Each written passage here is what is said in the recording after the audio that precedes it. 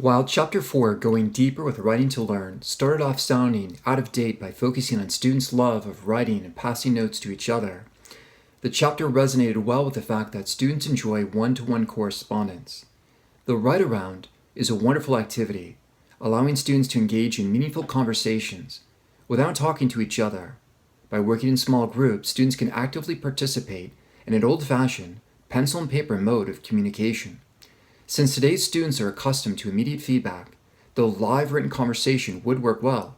However, it would be wonderful to have students be part of the takeaway writing conversation, in which the recipient has more time to reflect over the writing before responding.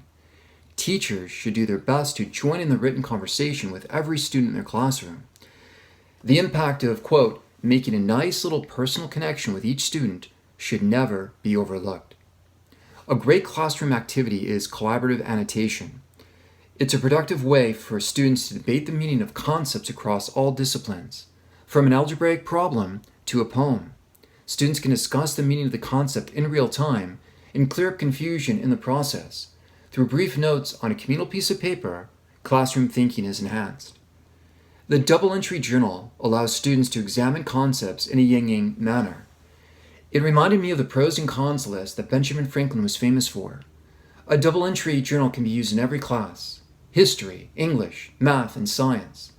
It allows students to connect, for example, factual evidence to emotional consequences.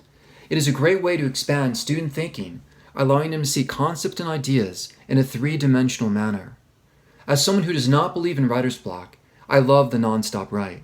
Providing students a timely and meaningful prompt and having them engage in extemporaneous writing is a great way to enhance students' thinking and remind them of their unlimited potential.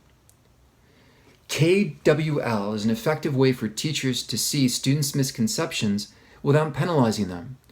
Having students work in small groups and write their prior knowledge on an upcoming topic on a communal piece of paper provides a teacher the opportunity to walk around and read the comments without singling any student out. KWL allows teachers to make necessary modifications to their upcoming lesson plans to clear up confusion. The teacher-student correspondence is such a special opportunity. As a teacher, it is worth the time to write a few letters to each student in your class over the school year. The benefits far outweigh the costs. It builds, quote, higher class morale, and results in, quote, a more personal, meaningful relationship with your students. I also love the idea of incorporating letter writing to handle classroom management. As detailed in the chapter, quote, we found that a personal note handed to a misbehavior on the way out of class is often more effective than any kind of face-to-face encounter. Questions to consider. Reflecting back on this chapter, which writing activities do you currently use in your classroom? Which ones do you plan on using in the upcoming months? Do you think that it's feasible to write at least one personal letter to every student you teach during the school year? What are your views on writing activities such as the write-around replacing significant portions of whole class discussions? And lastly, do you believe in writer's block?